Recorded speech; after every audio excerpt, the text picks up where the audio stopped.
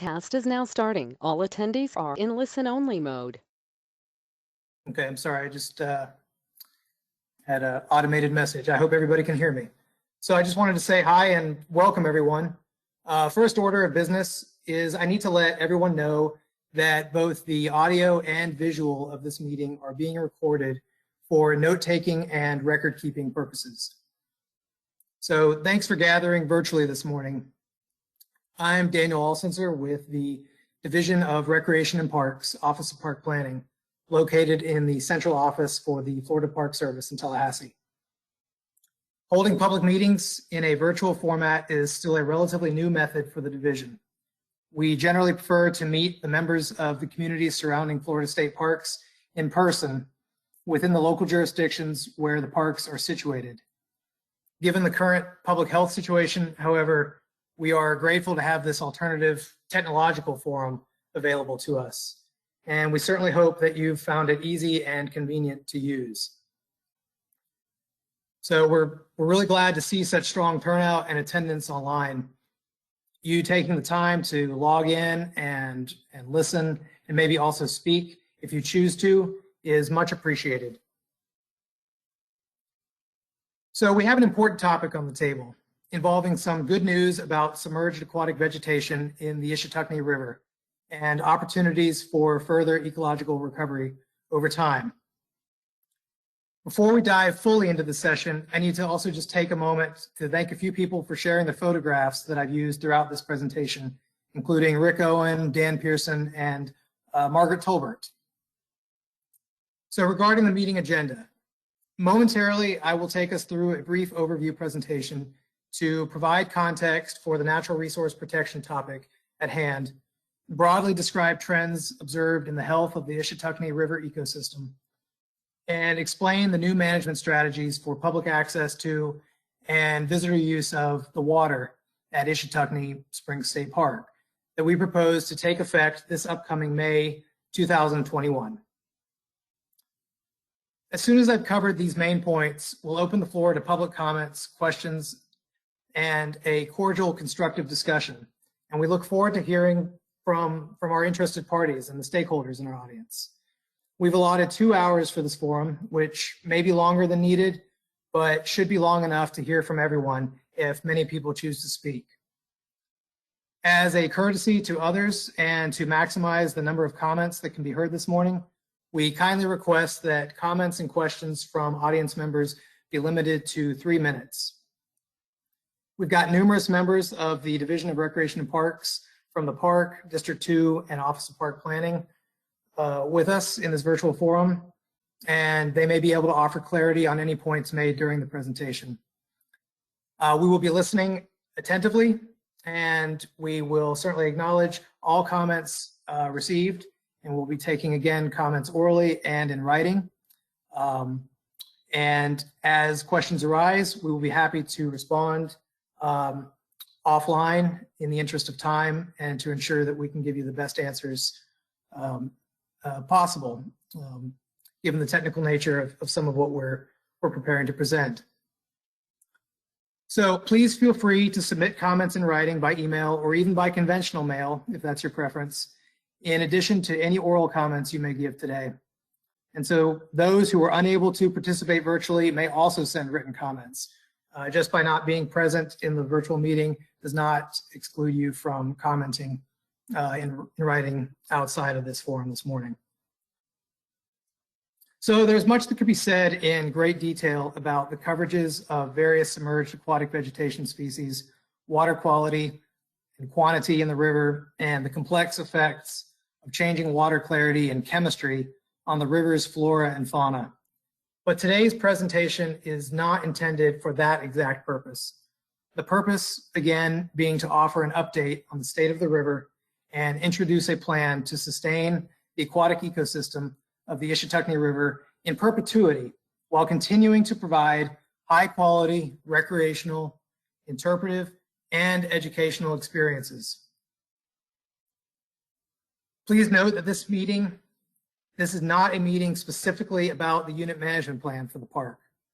I know many members of our audience today are familiar with the Florida State Park management planning process, and have even participated in past general public workshops and advisory group meetings.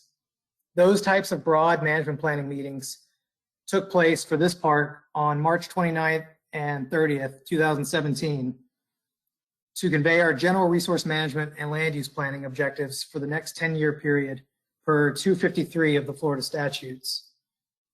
Although this meeting does involve a unit management plan proposal, it is narrowly focused on just one crucial aspect, and that is the health of submerged aquatic vegetation and best strategies for protecting and restoring it. Next slide, please.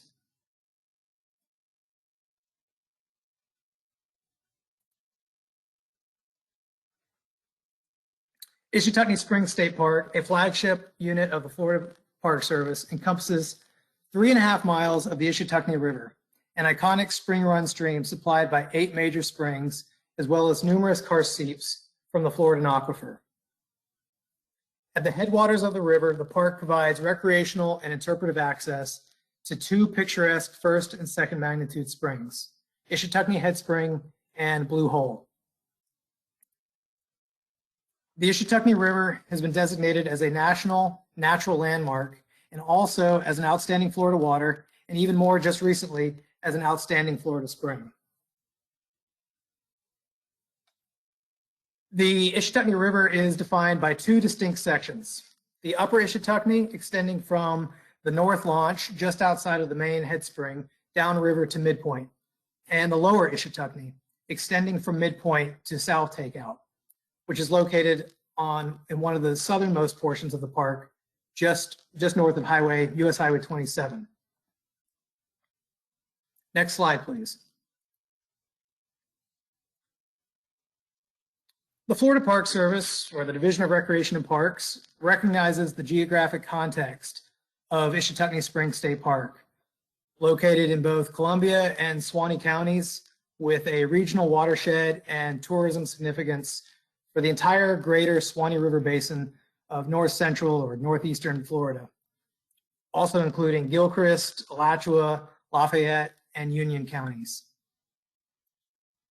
Geographically speaking, the park is 4.5 miles northwest of Fort White, 9.5 miles east of the city of Branford, and 14 miles northwest of High Springs, which is north of Gainesville.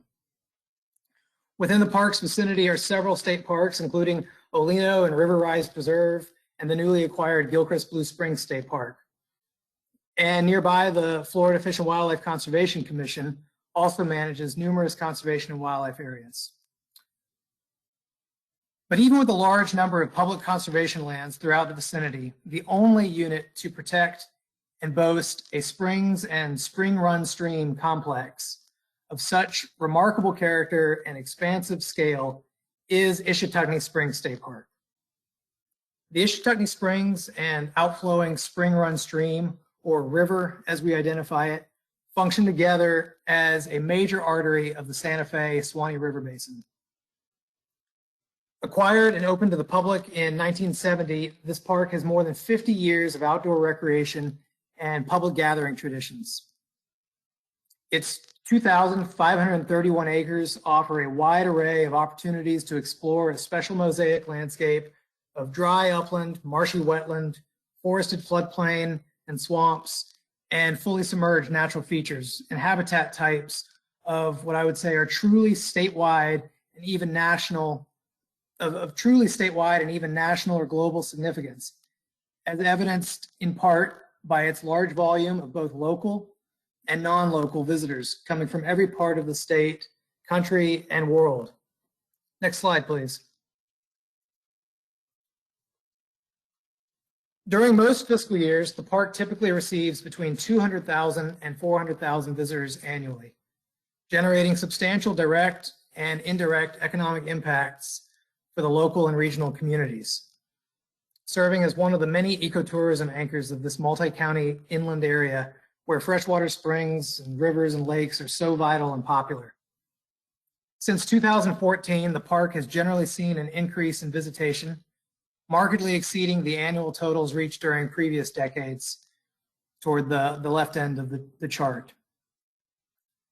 The busiest month of the year for the park is consistently July, with each of the summer months, May through August, also seeing notably high visitation.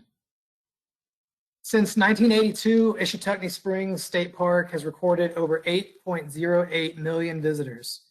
Even in this unprecedentedly challenging pandemic year, 2020, that has not been favorable for travel, and when tubing and tube shuttling along the upper river has been closed, the park has still recorded more than 219,000 visitors, which is a testament to the public value of and demand for this park and the resilience of its visitors to experience this park through changing circumstances. So what is it that makes the Ishotucknee River one of Florida's most outstanding natural attractions? It's a question many of you may be asking. Next slide, please. Below the surface of the Ishotucknee River, during healthy conditions, is an underwater forest of diverse and lush submerged aquatic vegetation, or SAV, as it's often abbreviated in an acronym form. This submerged aquatic vegetation, or SAV, is vital habitat for an array of freshwater fish, reptiles, amphibians, mollusks, crustaceans, and other riverine wildlife that make the Ishotucknee River a robust, scenic, and complex ecosystem that supplies the Santa Fe River and in turn the Suwannee River and eventually the Gulf of Mexico. In addition to the habitat it provides within the Spring Run stream ecosystem, SAV performs numerous important functions, including the attenuation of suspended sediments, uptake of excess algae-forming nutrients, carbon uptake, and provision of oxygen. The river and its freshwater natural resources, when in healthy condition, form an aesthetic unique to Florida that can be safely navigated with rich interpretive and educational rewards for the visitor. It's these qualities of the Ishotucknee that have drawn visitors to the state park for over 50 years and will hopefully continue to do so for the same experience of floating on crystal clear waters over an underwater forest. Next slide, please. So along both the upper and lower sections of the river, over 20 species of submerged aquatic vegetation, or again, SAV, have been identified. 6 dominant SAV species are consistently documented during DRP's annual SAV monitoring. Dominant species of submerged aquatic vegetation include, as you'll see in the slide, springtape, American eelgrass, and creeping primrose willow, wild rice, spring run spider lily, water hemlock, watercress, and also 3 variations of pennywort, names that may be very familiar to those of you who study these topics in depth, and for others, these may just be parts of the scenic environment that you're so familiar with. Unfortunately, water quality, quantity, and direct human impacts resulting from certain recreational use patterns have taken a cumulatively problematic toll on this once pristine underwater forest environment. Historically important and once dominant SAV species, namely the 2-leaf water milfoil and muskgrass, have nearly disappeared from our DRP transects since 1997, currently showing extremely low representation in this overall aquatic vegetation profile, but they're still scattered throughout the upper Ishotucknee, such that we are optimistic that these species may return under favorable management conditions.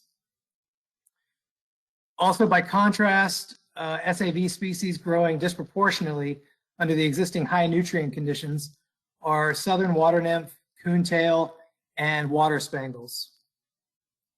While other once dominant species are declining, we've got some other species that were once dominant declining and resulting now in an increasingly imbalanced river ecosystem.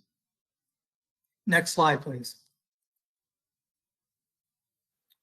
So in addition to a variety of methods for studying the river's ecosystem health, the park twice annually, biannually, evaluates the health of the Ishotucknee River ecosystem by conducting transect studies of the river bottom. The Florida Springs Institute also conducts transect studies of the Ichetucknee. I've isolated studies, transect studies in particular, on this slide to elaborate on, because transect studies have played such an important role in recent management decisions for the river. The map of the upper Ichetucknee River here depicts the 8 Florida Department of Environmental Protection or Florida Park Service transect locations in yellow. And if you're seeing the map clearly, 5 Florida Springs Institute transect locations in green. And then the major springs and spring groups of the upper river are symbolized in a teal color. The main point of showing this map is to emphasize the rigor with which the health of the river is monitored, including with nearby transects by an altogether independent organization. And I should also mention that this map only represents a subset of the total transects on the river, which total well over 20 from top to bottom. Results of these transect studies indicate the historical and trending distribution and locations of impacts to submerged aquatic vegetation. That's the main purpose of running these transect studies. So what exactly are those impacts? We'll talk about that now. Next slide, please. Since ecological studies of the Ichetucknee River began in the early 1970s, the most consistent observation is that direct impacts occur most heavily along areas of shallow river bottom and within river bends where visitors tend to congregate and, albeit inadvertently, trample vegetation, which is always visualized post-season as a scouring and trenching of formerly vegetated river bottom. So then exposing bare sand, absent of the lush, green, and ecologically vibrant SAV that we keep talking about. Associated with these observations of visitor use impacts in shallow areas, the river experiences high turbidity that's also associated with peak periods of recreational use. Foot traffic on the river bottom and the uprooting of aquatic vegetation tend to cause an increase in suspended sediments and silt in the water column, and a corresponding decrease in sunlight penetration through the water. And also silt settles on vegetation, having a similar light blocking effect. So turbidity coupled with increased algae growth is harmful to SAV. And by extension, I could say the other species that depend on the vegetation, disrupting the entire ecosystem and the aesthetic. As I described, this is an underwater forest. So since the late 1990s, significant declines have occurred among formerly dominant species, especially muskrat and muskgrass and two-leaf water milfoil. And since the early 2000s, the river has experienced significant increases in the submerged aquatic vegetation species that favor high nutrient content in the water. And that is to say, as a result of excess nutrient content, southern water nymph and coontail and water spangles have increased in some locations. Ongoing studies through 2019 by both the Florida Park Service and Florida Springs Institute have continued to show similar trends and declines in SAV species coverage and diversity. And the 2 photos on this slide show the cumulative effects of direct abrasion on the shallow upper river bottom between May 2009 and September 2009. You can see the change through the center of the riverway. So next slide, please. This data chart or series of bar graphs represents observed trends in SAV abundance and diversity since the annual transect studies first began in the year 1989. The vertical bars represent years of transect data collection and are colored according to the varieties of SAV species identified in each year's transects. The height of each year's bar reaches to the percent coverage on the river floor. And the hovering bright red line tracks the diversity within that SAV coverage.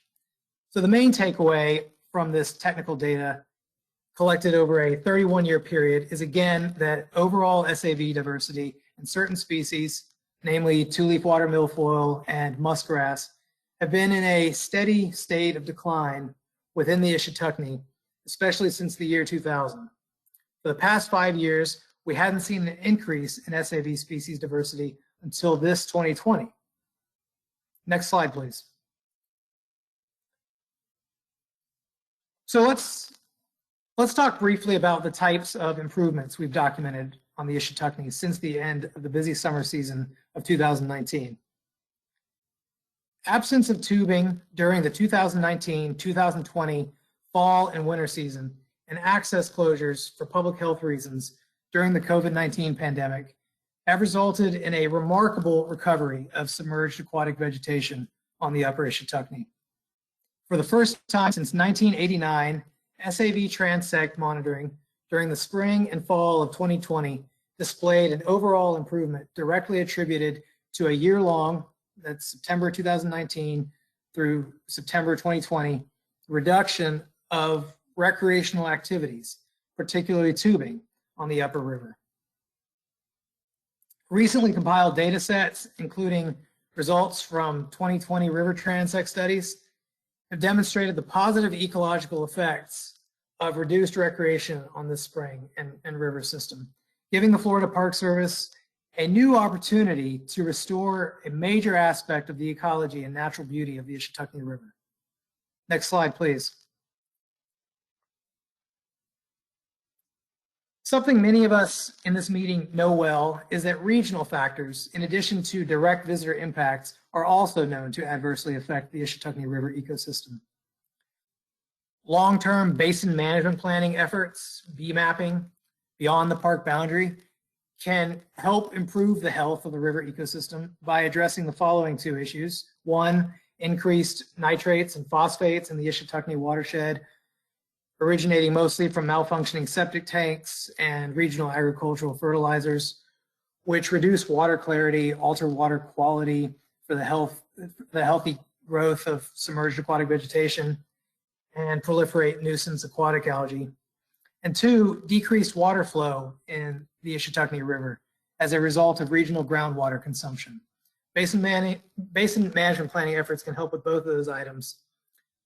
But for a complicated and fragile ecosystem, such as the Ichetucknee, basin management planning cannot be the only solution to protection, and hopefully also restoration. Where recreational activity is high and the natural resources are vulnerable, we also need to innovate within the park boundaries. Next slide, please. So near-term solutions for improving the ecological health of the Ichetucknee River can be addressed within the park boundaries by modifying the ways visitors access and experience the river. Based on 50 years of ecological and visitor use studies and capitalizing on the remarkable recovery of SAV over the past year of relative inactivity, the result of extraordinarily rare circumstances, the Florida Park Service intends to convert access to the upper Ichetucknee River to paddlecraft only, entering from North Launch with a carrying capacity of 100 vessels per day, and continue facilitating tube launches on the lower Ichetucknee from Midpoint to South Takeout. There are several important details to notice with this proposed change. Paddlecraft is defined as canoes, kayaks, and paddleboards. Swimming on the Ichetucknee Riverway itself is still not allowed, which is no change from previous park rules. And of course, without question, swimming will continue with no change at Head Spring and Blue Hole. Midpoint will be the new starting point for tubes on the Ichetucknee River. Where carrying capacity below midpoint has been 2,250 tubes per day, the daily number will increase to a maximum of 3,000 tubes per day to absorb the former tubing of the upper Ichetucknee. Daily tube launches from Dampier's Landing will continue to be unlimited as they have been. And tubers will be allowed to walk back to Dampier's Landing and re-enter the water to repeat the lower section over and over again. Next slide, please.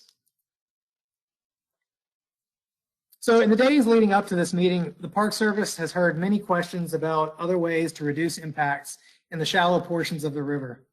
And I think I can help answer that and recap the concept.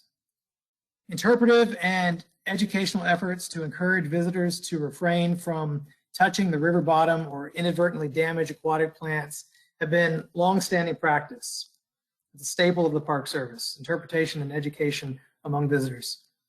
However, given the cumulative effects of frequent non-compliance with river rules and other unintentional impacts and the diminishing annual recovery that we're seeing of submerged aquatic vegetation between summer seasons, both the past approved and current draft management plans for the park have identified reducing the carrying capacity in upper sections of the river, if necessary. And based on the multiple factors that are increasingly impairing the health of this river ecosystem and our analysis of the current trends we've seen, we believe it has finally become necessary to make this change. Fortunately, at this crucial time for the Ichetucknee, one of the very few silver linings of pandemic conditions, the Ichetucknee River has had a rare year-long pause in intensive recreational activity, just to reiterate that important point. And as a result of this pause in recreational activity, particularly tubing on the upper river, the otherwise declining SAV has rebounded in a somewhat unprecedented way. And the evidence indicates while the interval between tubing seasons is less and less sufficient for regeneration of SAV, this 15-month period since the end of 2019, the end of the 2019 tubing season, has been markedly beneficial in terms of overall SAV coverage on the river bottom and then the species diversity in that. With more time absent of erosive impacts, the current recovery trend is expected to continue with a trajectory toward the Ichetucknee prior to the year 2000, when the Ichetucknee was maybe at its very best. However, the longitudinal evidence, the indications after many years of careful study, suggest that if recreational river usage returns to normal, this much needed SAV recovery that we've now seen will be reversed and will once again witness the pattern of severe annual SAV loss with insufficient recovery periods between seasons. So for these reasons, to guard against the overall ecological decline of the river and to take advantage of the exceptionally rare opportunity for SAV regrowth that we currently have, the Park Service proposes to redistribute tubing from the upper river altogether and reallocate that same number, 750 tubes per day, to the lower Ichetucknee River, where the impacts of trampling and erosion and turbidity are sustainable. And in turn, the river ecosystem should recover well, and the public will continue to enjoy the scenery and serenity of the upper river via paddling. Again, 100 canoes, kayaks, or paddleboards per day, and the public will continue to enjoy the experience of tubing the Ichetucknee, the classic tubing experience, ongoing from midpoint down to south takeout at 3,000 tubes per day, just to reiterate that number and that opportunity. And then again, from Dampier's Landing south to south takeout, tubers are welcome to cycle through repeatedly with unlimited carrying capacity, where impacts to the river ecosystem have always been fewest. And whenever the Park Service prepares to make changes to the ways that the public gets to experience the natural and cultural resources of the state, we thoroughly weigh the costs and benefits. I can confidently say that the Park Service does not come to any decisions like this lightly. Understanding the proposed long-term outlook for this redistribution on the Ichetucknee, and we know that it's a change of a very familiar Florida experience. Because of that, the Park Service believes it is very important to openly discuss the implications with the community. And we'll hear from the audience very shortly. Next slide, please. Quickly, just to give you an idea of the next steps, this slide shows the park planning process in its entirety, from the early preliminary meetings to publishing the final approved plan document. The plan for Ichetucknee Springs State Park, including today's upper lower river topic, is entering the final review phase, shown under the red arrow heading at the bottom and circled in red. As I mentioned in the introduction, today's topic is being presented separately from the overall management plan in order to give it the full attention it deserves. We've come back to the public and the park's many stakeholders for a second time here, specifically to address river management. After this meeting, the planning team and biologists will make revisions to the draft plan document according to the outcome of this meeting. And ideally, this will take place quite quickly, and we'll submit the draft plan to the Acquisition and Restoration Council for their review during the first week of January, with the intention of presenting the plan at the April 2021 quarterly Acquisition and Restoration Council meeting. The council's name here is abbreviated as ARC in the slide.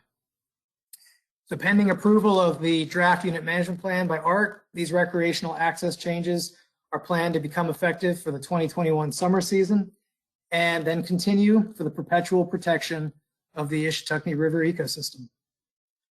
Next slide as I wrap up. I'd like to conclude this overview presentation and lead into our public commenting portion of today's forum with the Florida Park Service mission statement: to provide resource-based recreation while preserving, interpreting, and restoring natural and cultural resources. This long-standing mission statement that many of you know guides all of our resource management and land use planning efforts by the Florida Park Service. It's deeply built into everything we do. It's about a dual or twofold goal of bringing the public to Florida's most beautiful and significant ecosystems, geologic features and wildlife habitat, and noteworthy archaeological sites and historic structures, and ensuring the perpetual integrity of this public estate for the ongoing recreational, interpretive, and educational benefit of all current and future visitors. It's this mission that compels us to adaptively manage the sensitive aquatic resources of the Ichetucknee, such that if one aspect of our program adversely affects the other, we can respond internally in a way that still ensures the achievement of the entire mission. So next slide, please. And I just want to say that concludes the presentation, and thank you very much for listening. And we'd now like to open the session to all questions and comments from those in our audience.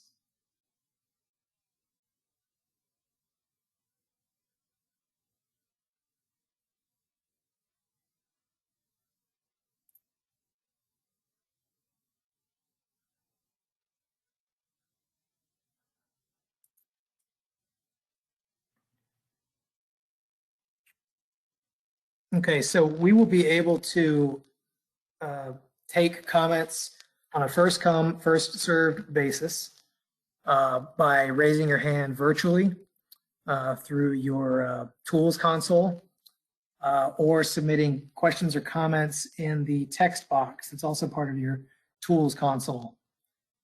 We will first proceed through the raised hands, and once we've made our way through the raised hands, hearing comments orally, we will move through the comments and also questions that have been put into text.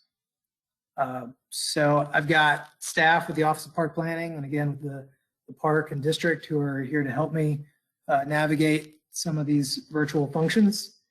And we will begin immediately as soon as we've identified who would like to speak first.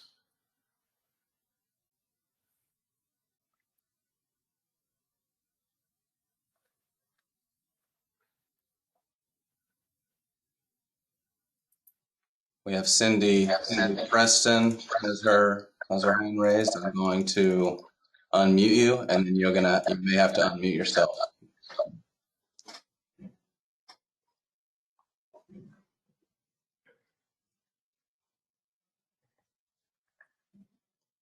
Cindy, you have the floor.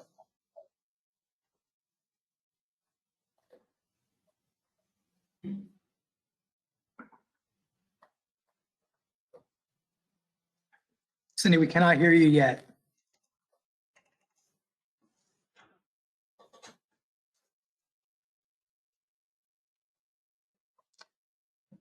We may have some technical difficulties on her end. I'll keep your hand raised and we'll come back to you. We'll go to Deborah Walters. You have the floor, Deborah. Hi, thank you for letting me make a comment. We're fairly new up here to Alachua County. And first of all, I want to make sure that you can hear me. Yes. Yes. Okay, great. I apologize for some dog whining in the background. We had a really bad house fire a week ago, and I heard about the meeting, and I wanted to make sure that I was able to have some comments before I have to go back over to our house to continue getting all of the items out of it. But anyway, I just wanted to make some comments. Being new to Alachua County, and especially with COVID, with a lot of state parks closed down this summer, just wanted to make two comments because we went to two different springs with things being shut down because of COVID. This was pretty much the only thing we could do was to go tubing this summer. Shh, Ellie, hush. So we went to two different places. We went to Ginny Springs, and I wanted to compare that with Ichnetucknee Springs. And I felt that the park management was just wonderful at Ichnetucknee. It was clean, it was beautiful. Everything was just managed so well this summer, you know, socially distancing, masks. And then I went to Ginny Springs, a private one, and people had food, and it was just a mess on the river and not a pleasant experience with overcrowding. And I really hope that, you know, my hope is that we don't take away upper tubing. I think it can be managed effectively. I was just very impressed with how everything was managed through the state park system. It was clean. Food and beverages were not allowed on the river, and it was peaceful, and it was just absolutely beautiful experience. And I didn't know that there was any issue with vegetation underneath. I think a lot of this has to do with needing to give us more information as park visitors, you know, just to stay in the tubes and not go walking on the bottom of the river. I had no idea about that. But I think in my own comparison, having been to Ginny Springs and also Ichnetucknee Springs, I would choose going back to Ichnetucknee anytime because it was so well managed and it was beautiful and it was pristine. There wasn't trash all over the place and people who just didn't care about the river as much as just having a party. And I guess that's just my comment, is that I hope we won't take away. I think that there are ways to still continue the Upper Springs tubing, but maybe just limiting it. I would worry that by taking everything, instead of spreading it out over the whole river, now you're just going to affect more of the lower river. And you know, maybe it needs to just have a shorter season or an off season or something with the upper portion that you're concerned about. But I don't think it needs to be completely taken away from people like myself who really, that was really our only way of getting out into nature this summer. So I guess that's it. And hopefully my comments would, you know, continue to manage it well. And you guys are doing a great job. And definitely won't be going back to Ginny Springs anytime soon because it was such a bad overcrowded experience there. Well, thank you, Deborah, and thank you for taking the time to be with us in spite of your recent fire hardship. We really do appreciate your comments, and they will be taken into consideration as we move forward. So thanks again, and we'll take our next speaker now. Let's try to go back to Cindy. Cindy, can you hear us? Can you? I can hear you just fine. I hope you can hear me. It's showing that. Can you hear me now? Yes, perfect. Oh, great. Wonderful. Actually, I'm Cindy's husband, Ron Preston, and I'm a retired park ranger from Ichnetucknee. I served there 15 years, and we live right across the street from the Head Springs for over 30 years. So I have an intimate knowledge of what has gone on with the Ichnetucknee River. I tubed down from the north end in 1971 when the park was first opened. It cost $0.25, and you could float down the entire river down to the old DOT Wayside Park and get out there. It changed my life, tubing on the Ichnetucknee River. It motivated me to become a park ranger. I just wanted to give a little history about the river quickly and about the carrying capacities. And that was set in place. We started when the park opened, and there was absolutely no carrying capacities. As many as 5,000 people a day went down from the north entrance. And I've got pictures of what the scoured bottom looks like when 5,000 people go down. And the scientists started researching, and they said, we're loving the Ichetucknee to death. And so they cut down the carrying, they started the carrying capacity at 3,000. And the scientists came back and said, we are loving the Ichetucknee to death. And so they cut it again to 1,500. And that's when the south entrance was built, where at midpoint, 2,250 a day and unlimited at Dampier's Landing. Okay, they looked at it again and said, you know, it's still not at a balance of recreation and resource. So they cut it to 750 people a day. And that stayed in place for over 30 years. Now, the decline in the SAV is caused primarily from, as far as all the studies I know, not from tubers, but as much as the nitrites and nitrates caused not by the tubers, but by the water quality. Florida's water quality has been declining for years. And that algae and that growth has really impacted the Ichetucknee more than the tubers. Tubing, it was long before the state park, people tubed. Man has been present for over 1,000 years on the upper portion of the Ichetucknee. The upper portion is the beautiful portion. And you say you want to have 100 canoes or kayaks. That's limiting the access to less than 200 people a day to go down the Ichetucknee River. I understand that studies need to be made. You've got a 15-month study. The river has been studied for over 50 years. And if carrying capacities need to be brought down from 750 to 500 or even 250, please, please do not close tubing to the general public. Public lands, public access. To kayak down on a hot summer day, floating over the cool 72-degree water, that's just cruel and unusual punishment. You have to immerse yourself in the tube. As a park ranger, we knew that we had to interpret the rules, but more than that, we had to enforce them.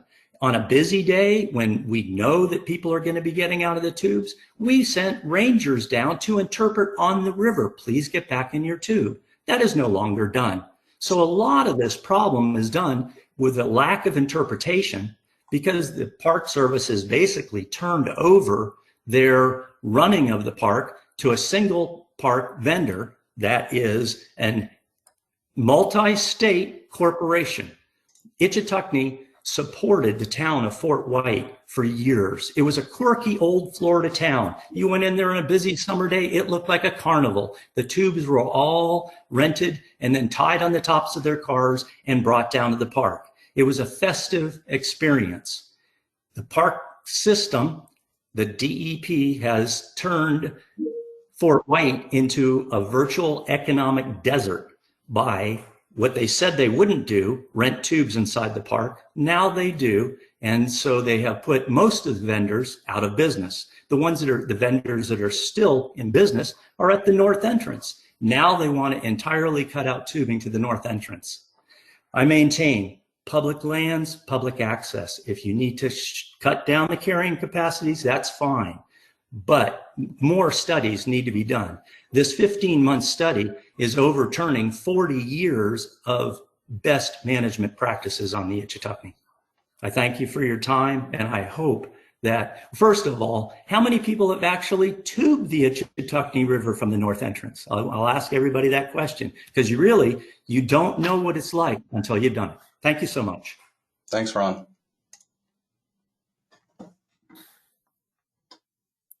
I just want to take a moment to also reiterate, we are seeing hands raised virtually and receiving lots of questions and comments by text. We're going to get to the written questions and comments after we've moved through the oral comments, but don't think we've forgotten about you. We're taking note now and we'll try to make time for you. If you would like to take your comment orally rather than in written form, that's fine as well. So now we'll move on to our next speaker. And we got Jacqueline Varner. The floor is yours, Jacqueline. Hello, can you hear me? Yep. Yes. Okay, so I kind of agree with the last gentleman that spoke. I'll be quick about pretty much it being public lands and public access. I don't know if you guys looked at decreasing the actual number of tubers versus just cutting it out to, what did you call it, paddling. I think you're limiting it too much by just doing paddlers. You know, I've taken my kids down there. There's no way I would be able to go from the north end in a kayak versus when I could take, you know, my kids and go tubing if I was by myself. So I do hope that you guys choose not to do that. A couple of questions I have. If you choose, is there a time limit to how long you would cut this off? Is it just forever? Is it a year? Is it 2? Do you guys have a time limit in mind? The other question was, as far as accommodation, can the South End now accommodate an additional 1,000 or so people? Where are these extra people going to go? Where are they going to set up? I don't know if that's been discussed as well either. And I really have. Sorry about that, Jacqueline. Go ahead. That's okay. Those were the questions I had pretty much. Sure, and we can take just a moment to respond. And I think some aspects of this may need to be taken offline, just in some other correspondence with you, and maybe in some clarity documents that we can make available to the public. So you asked about how long this new arrangement on the upper river and the shift to the lower river for tubing might go on. Well, I think the short answer is that we don't know that yet. It's all going to be dependent on our constant monitoring efforts and the data that we receive.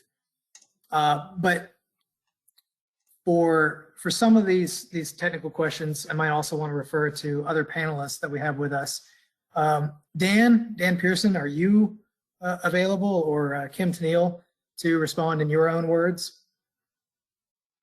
Well, I think that what we've seen is that the Ichetucknee has had a long history of decline, and we feel this is a necessary step to preserve the upper Ichetucknee. The remainder of the river will still be open for full tubing. The south entrance currently handles all of the people coming into the park, and then a subset is transported to the north end for tubing. So we have plenty of capacity at the south end to handle the full load, which is what we have been doing. I'm not sure what else would you like me to address? I think that's great, Dan, and I appreciate it. And I think just in the interest of time to stay within at least roughly 3 minutes per speaker, we will move on now. And yes, if you can submit any of your detailed questions in writing, we'll be glad to review them further and respond as quickly as we can. All right, next speaker, please. All right, we're going to have Hilda Gilchrist. Hilda, you're going to need to unmute yourself. You're self-muted right now, and then you'll have the floor. Okay, can you hear me?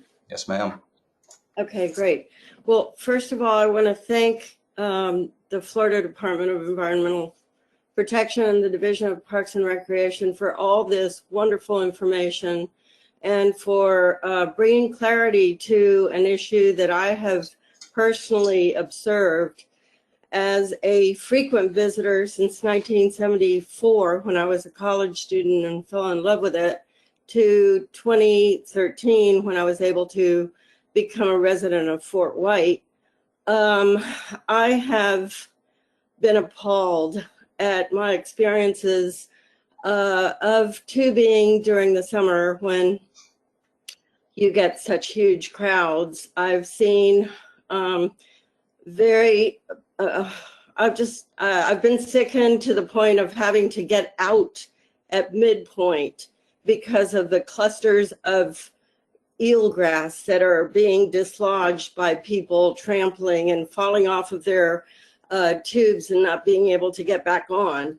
I also swim the river a lot from, well, since I'm a downstream riparian owner, I go to the south entrance and go to Dampiers and or to the takeout and swim down the river.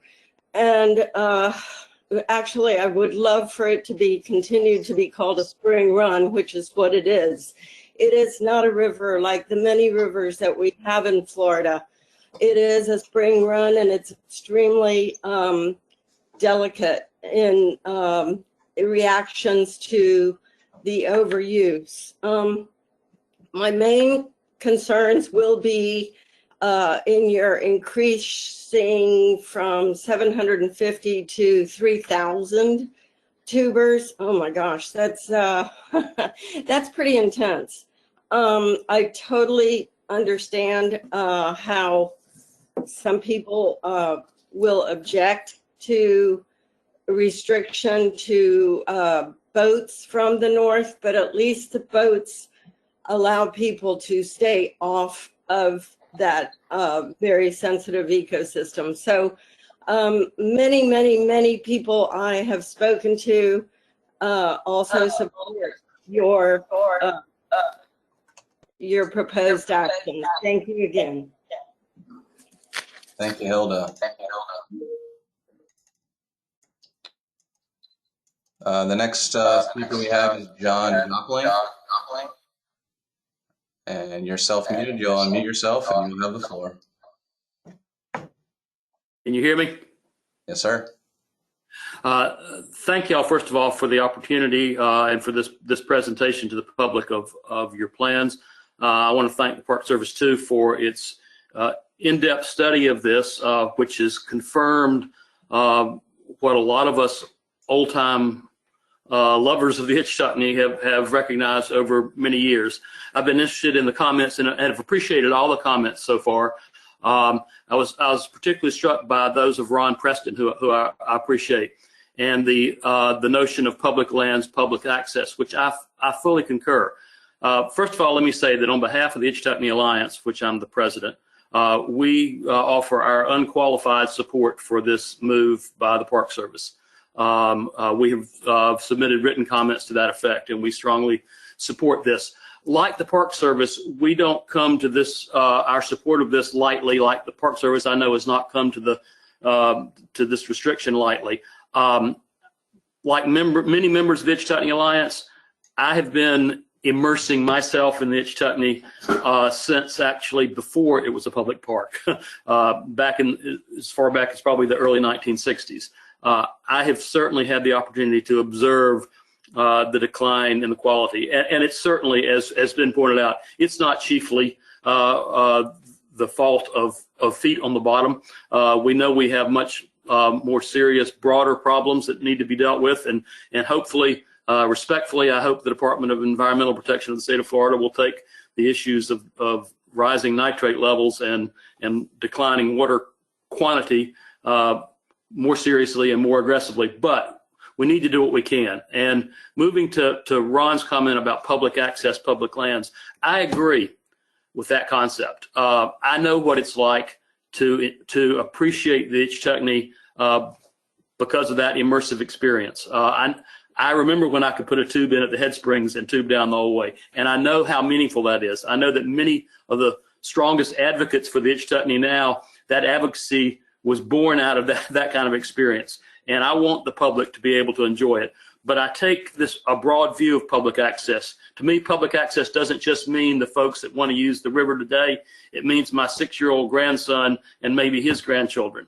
And we are losing the Ichetuckney. And that's not a hyperbole. It's not over dramatic. Those of us who have seen what's happened to this river over 40 years recognize it. It seems to me that what the Park Service is proposing is a measured, I would even say modest step that will help with the recovery of the upper river. It's one that I know is impactful to folks, but I hope the people that are impacted by it will appreciate that this is a small sacrifice that is being made so that this river will be available to not just folks today, but folks a generation or more downstream from us. So we appreciate what the Park Service is doing. Thank you. Thank you, John. Thank you, John, for your support. Should we move on to the next? Yeah, next speaker, please. Sure. Go ahead, Tyler. We got Carl Pissinger. You should have the floor, Mr. Carl. Yes, and hello, everybody. I do appreciate everybody's comments on this and thoughts, and obviously economic, environmental studies have to be done to maintain the river, and that's understandable. What studies have been done on the adverse impact of the economic state of the local and surrounding areas that are surely detrimental to those? Sorry about the loud noise. She's getting that turned down. And then, as you did state, there are millions of visitors from all over the world coming to visit this natural resource. And taking into consideration this closure not only takes away from the financial impact of the local areas and large surrounding areas, but will also, like was just stated, will be a sad loss to the future visitors and our children and grandchildren in the future. So is there any thoughts about taking that regional management planning as far as the consumption loss and, septic systems that we have in here, and maybe taking that as more of a step one and looking at a closure, or at least, as Ron stated, lowering the amount of people that are coming in there first before just completely, pulling the sheet out from under us? Thank you for listening. Thanks, Carl. Those are really excellent questions. And momentarily, I'd like to bring Kimberly, the Assistant Park Manager or District Manager for District 2, into this to help answer from her perspective. But I would just suggest that we believe that paddling will also represent a really robust economic boon to the ecotourism economy of this multi-county inland area, and that many tourists, both local, non-local, statewide, and nationally, or even globally, will be drawn to the paddling opportunities on the upper river, and that because the carrying capacity numbers will stay high south of midpoint and even increase, we'll still be able to accommodate that overall demand, and that the upper Ichetucknee won't be altogether out of view or inaccessible. It will just be by different means, which we believe many businesses in the area will be able to participate in. But Kimberly may also have a perspective that would be good to share. Hi, everyone. Yes, I think those comments are excellent, what Daniel said. We're hoping to continue to encourage that economic growth and support the surrounding community that way by offering these other possibilities while still trying to focus on the health of the spring run or river. So again, those are excellent questions, and we're going to look at that as well, and appreciate your comments. Thank you, Daniel. Thanks, Carl. All right, next we have Lucinda Merritt. Unmute yourself and you're good to go. Hi, can you hear me? Yes, ma'am. Great. I'm also with the Ichetucknee Alliance, and I just wanted to echo what John Jopling said, and I wanted to add a couple of things, and I also have a question from one of our members. All your slides talk about the Ichetucknee as a natural resource. This is actually a living system that has sustained humans back in the Paleo-Indian days and given us tremendous gifts throughout the years. It's been a teacher, it's been a muse, it's been a friend. In addition to being an economic engine for our area, it's been a fountain of youth, a rejuvenator for all of us. Yes, we have a lot of things that are going on outside the park that are contributing to the declines in our waterways, but limiting this kind of access on the upper part of the river is something that we can do right now, and is a way for us to say thank you to the river for all the gifts that it's given us over the years. So why wouldn't we do it? When we view it as a living system, we recognize that we're in relationship with these springs in this river. They're not separate from us. We have an effect on them, and we need to give the river a chance to regenerate and restore itself. The question I have from one of our members is about the 100 people who will paddle from the north end. How are y'all going to manage that? Is it going to be by reservations? Are people going to have to go through paddling adventures? Can they still bring their own canoes and kayaks, or canoes and kayaks from another outfitter? How will that work? Thank you. Thank you, Lucinda. And Lucinda, I would like to respond to that briefly and maybe again bring one of our other DRP panelists into this. But private individuals outside of the concession services will certainly be allowed and even encouraged to bring their own paddlecraft, canoes, kayaks, paddleboards to launch from North Point. And we believe that the most equitable approach to that will be, as many things, a first come, first served approach, such that paddlers who arrive early each day will certainly have opportunities to reach the river and begin their paddling before any carrying capacity is reached for that day. Additionally, our data trends show that we rarely exceed 100 paddlers per day under current conditions.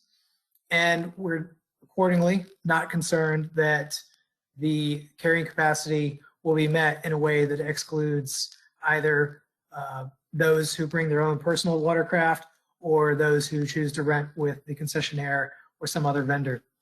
We think that the 100 vessel carrying capacity will be generous enough to include all interested persons daily. But I certainly welcome anybody else from our DRP team to express it differently or to add an extra layer of thought for that management question.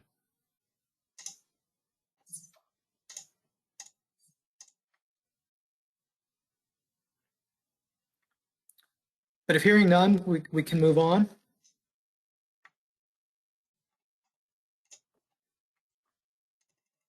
Okay, our next speaker is Mary Lee Malwitz Gibson. You are unmuted and you should be good to go. Hi, thank you for allowing me to speak today. I appreciate all the work that's gone into this. I know this has been a very long discussion with the community, and I'm glad to know that you actually have this open to the community as you go forward. I've been attending meetings in this area since 2006, different meetings associated with water uses, spring uses, also land uses in the area. For the record, I am a member of the Ichetucknee Alliance, the Florida Springs Council, the Florida Springs Institute, and I identify with our Santa Fe River, in which this particular river run is a tributary into the Santa Fe. But also, I am a recreational tourism business owner who owns and operates primarily kayak rental and watercraft on the Santa Fe River. I think the pictures speak volumes compared to all the studies that I'm familiar with after attending all of these countless meetings that I've been attending for over a decade. Seeing the changes occur during this particular year as a result of minimal or no human usage versus watching the SAV grow and then diminish year after year, grow and diminish after the summertime. The pictures speak to the type of human use rather that impacts this particular shallow river system. And it's not like tubing won't exist on the river. I'm a little concerned when I hear that publicly, like somehow that it's somehow just going to be eliminated altogether. That's not what I'm hearing. I think Daniel said it best when you talked about it. Where was that? When you talked about it being, let me find the words that redistributed and reallocated. Redistributed to the midpoint down to the south takeout point where it's extremely deep. I've tubed the river, as many of you have, and the chances of feet and hands and frankly turbidity reaching those reaches of the deep recess of this river run, it's nothing compared to the north taken point. So, and the fact that you can get out and do it all over again all day long from midpoint to Dampier Landing, the recreational tuber will still have that great opportunity to be in a cold river on a hot day. which is what most people want. Now, the other, really briefly, the other thing I'm concerned about, and I have been ever since this took form and function a few years ago, is putting an outside vendor in the park. I have always been opposed to that. I've written to the park about that. I do feel strongly, like Mr. Preston said, that it does and did ghost the business opportunities in the town of Fort White for tourism. I'm very concerned about only allowing 100 vessels on that river and first come, first served basis when you have a outfitter in the park willing and able to rent, you know, X amount of boats that they may have at their disposal to put people on the north entrance. My business itself doesn't use the Ichetuckney very often. I have customers that do come and get vessels from us to use up there. I don't see kayaks, canoes, and paddleboards, maybe paddleboards a little bit, but mostly kayaks and canoes as a problem on that north reach anyway. So that's something I would want to be looking at closely for the other vendors, like the one across the street from the north entrance of the park, and the other people that are outside the park that want to put people on the river, or people that have their own personal craft. But I am as a resident of the area, as a user of the river, I am absolutely in favor of opening the tubing to a greater extent from midpoint down to the south takeout. I think that is a valuable value added to this particular natural system, because humans encroach so much on all of our waterways. Like the first person spoke about with Ginny Springs, it's just shameless what humans have done to the river on the Santa Fe River. And I value very much that the Park Service sees and recognizes that this part of the Ichetuckney Run can be protected in this manner. So thank you for listening to my comments. Thank you, Mary Lee. Appreciate your comments. And you raised several important points that we may not be able to address fully now because they're complex points and questions. And we can certainly look further into our carrying capacity recommendations for paddling on the upper Ichetuckney. And I think you echo points that some others have been making, and it will definitely make its way into the written record and into our ongoing thoughts and considerations before we finalize the plan. So thanks again, and we'll move to our next. Sure, we got Preston Early. You are unmuted. Please unmute yourself and you'll have the floor. Yes, hello. Thank you so much for your time. I had a kind of a two-part question here. You had mentioned, Daniel, your office's mission statement and how incorporating that mission statement requires a judgment call on decisions like this. And this case you also mentioned occurred under unique circumstances given COVID, reduced traffic on the river related to COVID. So I was wondering, essentially, what is the process like for making that judgment call? Is it entirely in office? Does it involve outside stakeholders or organizations? And then separate from that, given how so many of these conditions are in flux currently, just with changes in our society, is there any sense of if there should be, and if so, when the judgment call might be re-examined? That's all I got. Thanks so much for your time. Sure. Thanks, Preston. I'll do my best to respond to those questions. So in terms of public process and who's involved, or whether it's more an internal process that we then bring to the public later.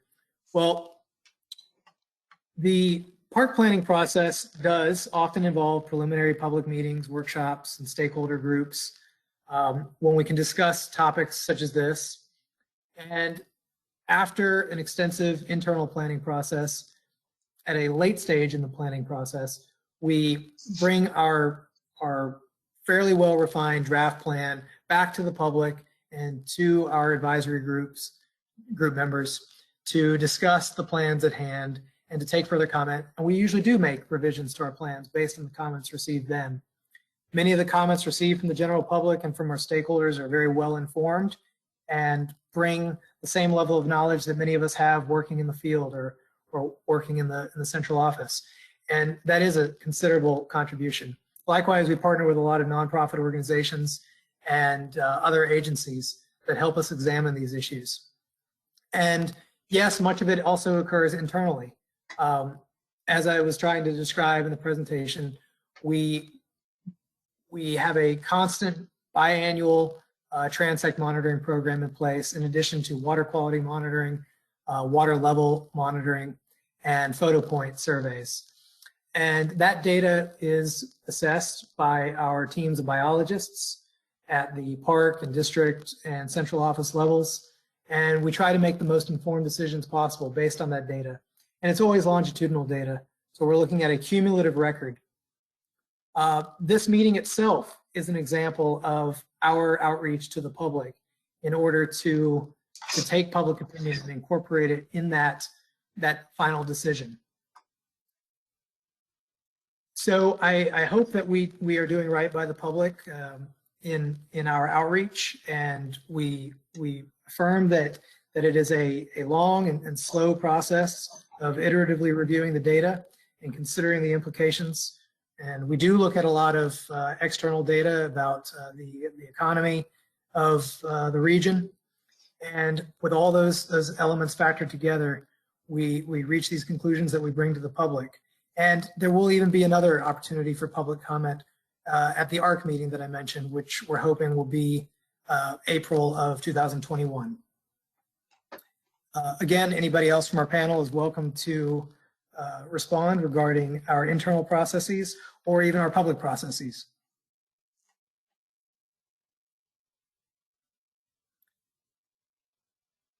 But if hearing none, just again staying true to our 3-minute limits, we will proceed to the next.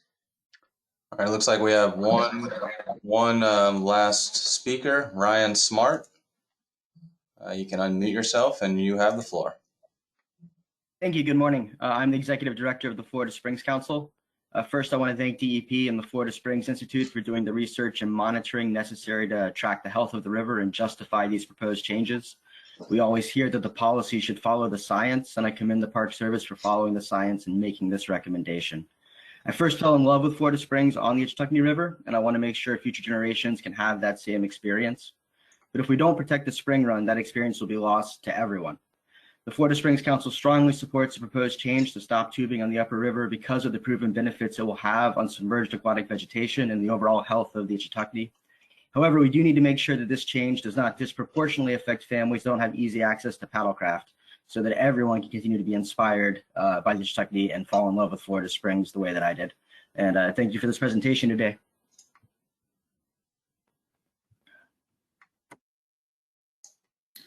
Thank you, Ryan. Appreciate that as well. And that will also be added to the record. I just want to check, I think I received a note that we might have had a technical difficulty with Mr. Jim Stevenson. I'm not sure that he's been able to raise his hand. Jim, if you can hear us and are in any way able to respond verbally, were you trying to speak and address the audience now? Yeah, I can. I wanted to give you that opportunity. I can unmute him right now. You're unmuted. You need to unmute yourself, and we'll be able to hear you, Jim.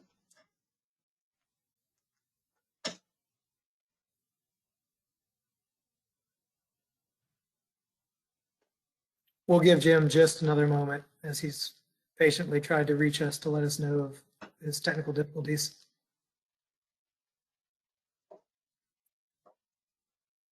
And maybe while Jim is sorting out his audio, we could even proceed to some of our written questions or comments received by text here.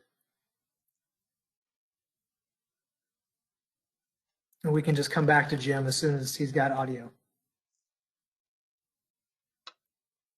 Yeah, just as a note, if it'll help you out, Mr. Stevenson, right below the red arrow pointing to the right, there will be a microphone. If you click that, it'll turn green and you'll be unmuted. And as just one more alternative, if that does not work, we also have a phone call option. And that is true for anybody that's had difficulty with the audio on this platform.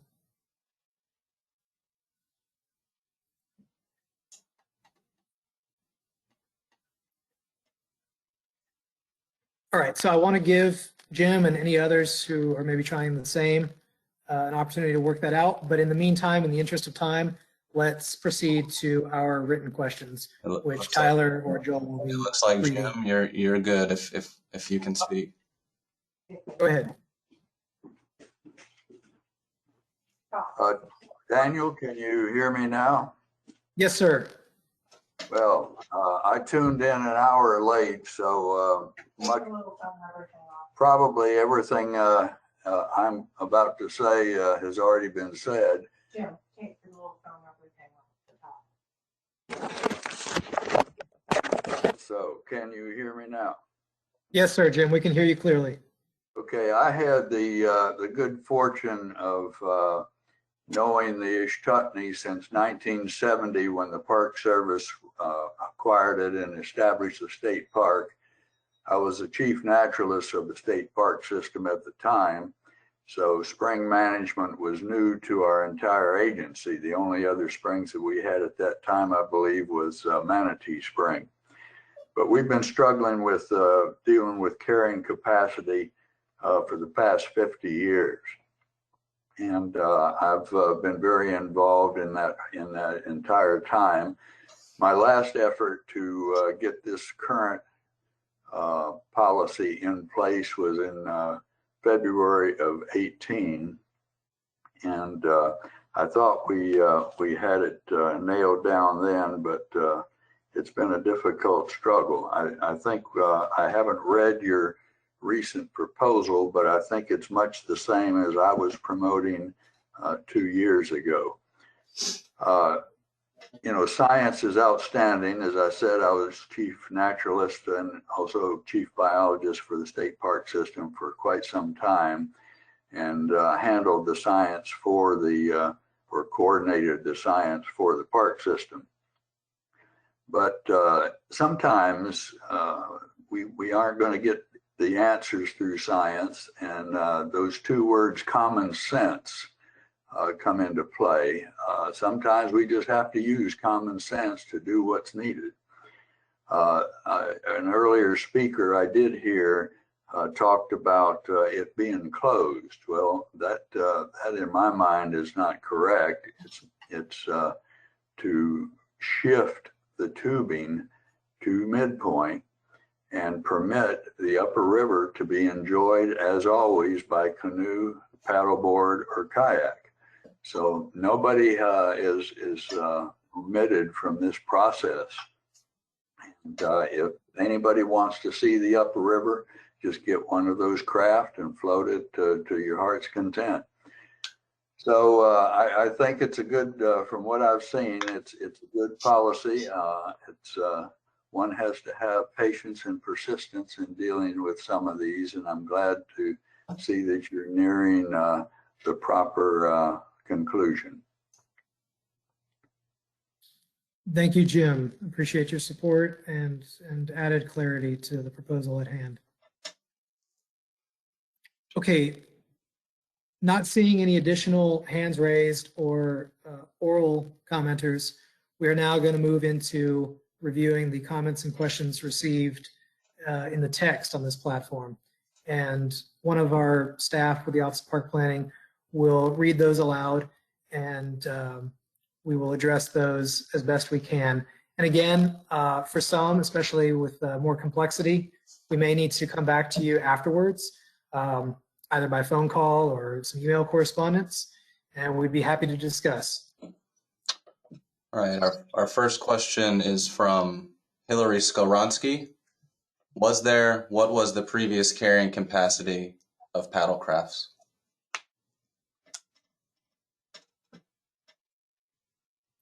Yeah, for actually some of these operational questions, I would like to maybe bring Robert Soderholm, Park Manager, or Ray Samanchak, the Assistant Park Manager, in, or any of our other panelists with the district. That way we can hear from some others beside me. Moment to make themselves audible. Ray or Robert, if you could unmute yourself. There you go, Ray. Thank you. Yeah, can you hear me? Yes. Yeah, can you repeat the question, please? Sure, it's was there / what was the previous carrying capacity of paddle crafts? There was no carrying capacity for paddle crafts. Paddlecraft's usage increased dramatically over the last couple of years. I've been here since 2016. When I first came here, Paddlecraft really wasn't an issue at that time because there was very little usage, but over the past 2-3 years, it's probably quadrupled. Thank you for adding that clarity from the field perspective. Next question or comment, please. We have one from Bill Stacyewicz. When will the final decision be made? And he'd like a date if he could. Sure. Bill, that's one of the topics I was covering in the presentation, and I'd be happy to share that slide with you later to cover it in more detail. But to recap, the plan, if we intend to make this proposal as well as other proposals from the management plan effective for the summer of 2021, then we'll need to submit the draft document in writing to the Division of State Lands and the Acquisition and Restoration Council by the first week of January, at which point they'll begin a full 100-day review of our document, and the document will also be available publicly online for further public comment. And after which, for the April 2021 ARC meeting, we will present the Ichetucknee plan to the council and hopefully receive approval on that plan, at which point the plan will become the guiding document for the next 10-year planning period. And we will be able to enact our rules and policies and infrastructural development proposals immediately. And for a policy like this that's not really infrastructural or doesn't require capital funding, we're able to handle this operationally in short time after the plan is approved in advance of the summer swimming season. Of course, other management plan proposals are long-term and require a lot more consideration and design and funding considerations.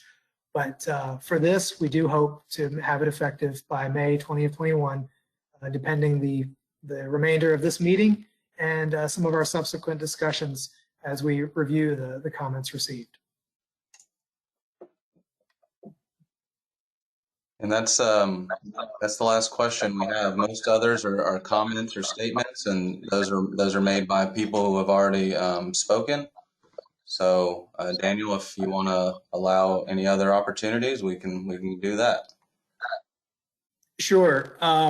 If anybody else from our panel would like to say a few closing words, we can certainly take those. If not, that is fine as well. I certainly hope that I have summarized the presentation topic well. We can make slides and other information related to this topic available by email and posting online.